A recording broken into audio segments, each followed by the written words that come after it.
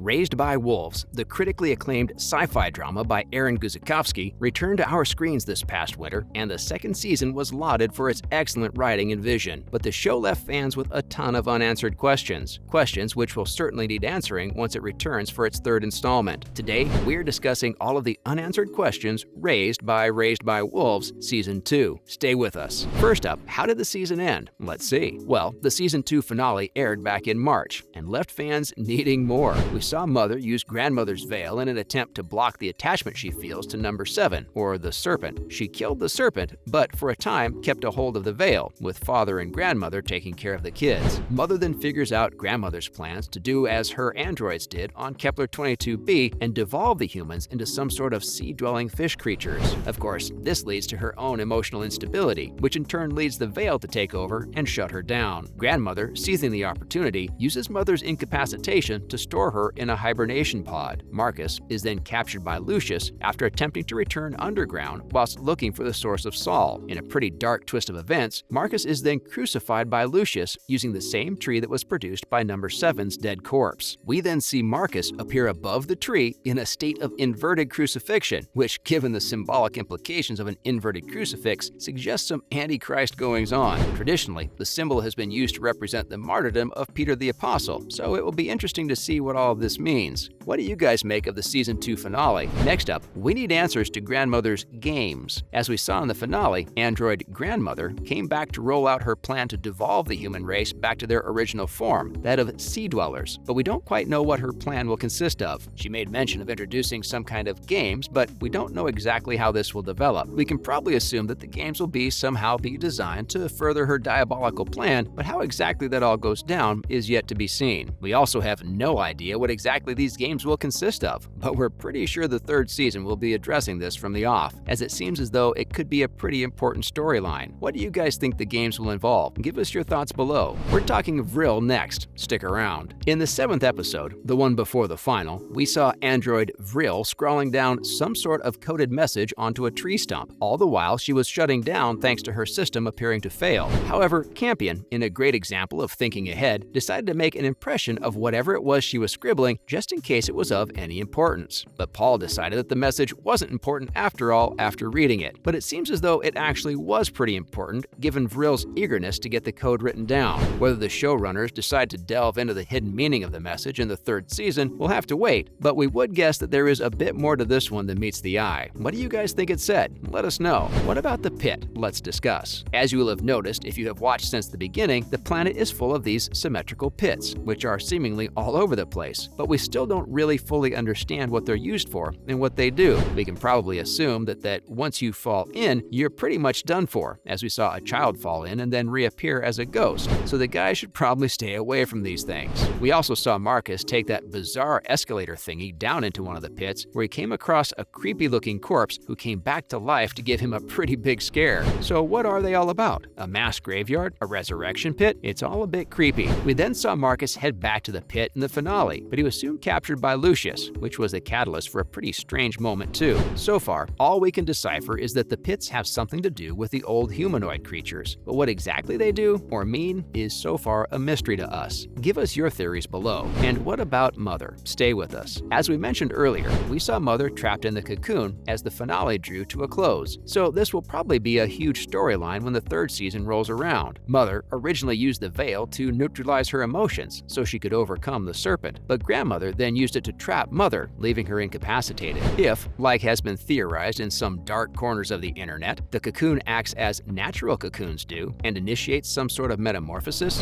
what will happen to Mother, and what state will she be in when, or if, she is eventually freed? Of course, she is currently unable to impact goings-on, so it will be interesting to see what effect the veil will have had on Mother once she returns. What did you guys make of this one? How do you think the cocoon will affect Mother? Next up, we're talking about the serpent. There are a lot of questions surrounding the serpent, especially after it was seemingly killed in the previous season. After the death of the weird creature, we saw the body slink off into the acid ocean, which opened up a whole new box of questions. We're still pretty uncertain as to what it was in the first place, but the way it departed after its death was bizarre. Will it come back? Does the acid sea act as some sort of rebirth? It's all very strange. We think the Tree of Knowledge somehow has something to do with the serpent and its death, but we can't really be sure what just yet. When you look at how the thing was Saul's birth, then sensible answers might be a bit too much to expect. Any theories for this one? Which brings us onto the tree itself. Stick around. As we saw, when Marcus and Paul ate from the tree, nothing actually happened. But nothing happened to the Atheist Society when they did the same thing either. So what is going on here? The prophecy was hinted at in the first season and was seemingly the result of a strange metamorphosis. So we were expecting something pretty funky to happen when eating from the tree. Is it a slow release type thing, affecting those who eat from it later on? We just don't know at the moment. What do you guys make of this bizarre storyline? We're talking the Mithraics next. We found out that Mother had been reprogrammed by peacemaker droids, which had, in turn, been created by the Mithraics, which had simply been done by allowing a formula found in one of their religious texts. But surely, there is more to the peacemakers than this. We don't really know the true purpose for their creation, but there have also been some clues that there is some mysterious signal involved with the Mithraic prophecies. And what about Marcus? If you think back to the last scene of the finale, you will remember Marcus being captured by Lucius and that bizarre ritual. He was also nailed upside down to the husk of the Tree of Knowledge, and if that wasn't strange enough, it got even more odd. Lucius is then seen checking if Marcus is still alive, shortly after seeming happy he was dead. But then Marcus seems to resurrect himself somehow. He's seen hovering above the tree, but inverted, which Lucius seems to be shocked at. So what was going on? Is he actually dead? Surely he can't be flying if he is in fact dead. Maybe he's now dealing with the ramifications of eating the fruit. What are your theories for this one? And finally, let's talk Saul. One thing that fans want to know more than anything is what or who exactly Saul is. Worshipped by the Mithraics, the god is shrouded in mystery and is seen to do good as well as bad. We see the entity give a cure to one mother in the series, but it also seems as though it is behind Lucius' sacrifice at the end. We still don't know if it is a god or an alien, but we definitely know that Saul is a significant part of the story, so much so that we will need this whole thing explained as early as possible in Season 3. However, it's more likely that we will only really find out the true motivations of Saul at the very end of the series. Let us know what else, if anything, you would like explaining when the third season drops. As always, thanks for dropping by, and remember to join us next time for some more fun reveals. And why not do us a solid by liking and sharing today's video, as well as subscribing to our channel. Bye guys!